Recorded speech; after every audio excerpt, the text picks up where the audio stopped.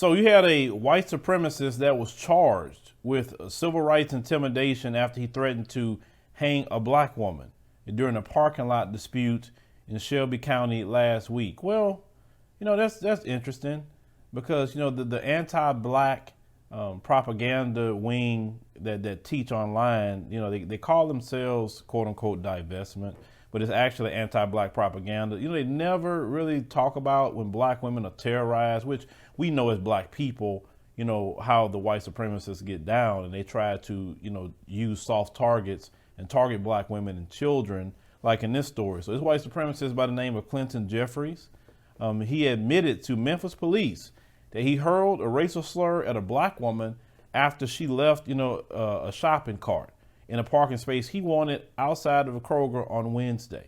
Okay. Now, we have seen that happen before. You got one or two choices. You either get out your car and move it yourself if you just have to have it there, or go somewhere else and park and go walk. In America, we all can use exercise and walking, right? But no, I mean, when a person hates you, it doesn't take much for them to react like that. So they said police responded to reports of intimidation from the woman who said that she was trying to leave the parking lot when the man started yelling at her. They say he boxed the sister in with his car, rolled down his window, and started calling her the N-word before telling her he would hang her from a tree. Now, why isn't the anti-black propaganda wings online that call themselves divestment? And yes, I'm talking about you, and you can email me all you want. I'm going to do is block you because you're creating an anti-black propaganda, and it's getting black women hurt and killed. And, black women who maybe have some issues in relationships and they have been hurt. Black people, anytime you deal with relationships, no matter what color you are, you'll get hurt in them. You understand? We learn from those relationships. We look at what went right, what went wrong, and then you make a better decision next time when you pick a person. Because whether you're a man or a woman, you have a choice on who you be with. It's not the color of their skin that did anything to you in our community. It's just the person that you chose to go with at that time, period. But when you have anti-black sentiment, even black folks have anti-black sentiment, you will say, oh, well, it's the color of that woman's skin in our community. It's the color of that man's skin in our community. So go with these other people. Like, they are more worse off and more effed up than we could ever be. Like, do you read what they really do to each other? Forget what they do to us, what they do to each other in relationships. Okay.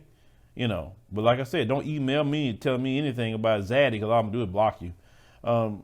So they said the woman left, and this white supremacist moved her car, started following the sister, right? When she drove to work.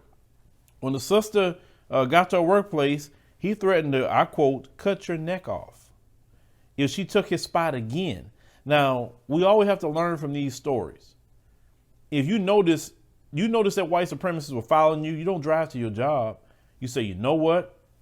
You start driving to the police station, you call 911 and say, listen, I had this guy. He was a white supremacist. He was calling me, N-word. You got to say a white supremacist. Don't say he's a racist. Don't say that. He said, have a white supremacist following me. And I believe he's a white supremacist terrorist. You got to get that all on record that you're saying that, right? He said, he called me the N-word. He threatened to lynch me because he's a white supremacist. I'm driving to the police station right now, or he's en route. So I'll be there in X amount of time, and go straight to the police station, let him follow you there. 9 times out of 10, he's not gonna follow you there, but he committed a crime anyway. Okay. So according to the police report, they say the woman was placed in fear of her life from the anger that was displayed toward her. He said the attack came out of nowhere. The police that responded to the scene and everything, they said that he was identified in a lineup. When he was interviewed, he waived his Miranda rights and admitted to threatening to hang the woman and called her a racial slur. He admitted it. So he was booked and charged with civil rights intimidation and simple assault. That's what he had. And he has been released on his own recognizance. I don't know why he even got a release whatsoever. Now, they report that he is an avid Trump supporter and regularly shares pro-Trump content. Well, that makes sense. A white supremacist Trump supporter doing something like this. That's kind of like, you surprised when a pig rolls in mud. But leave me a comment. Let me know what you think about the situation in this particular story.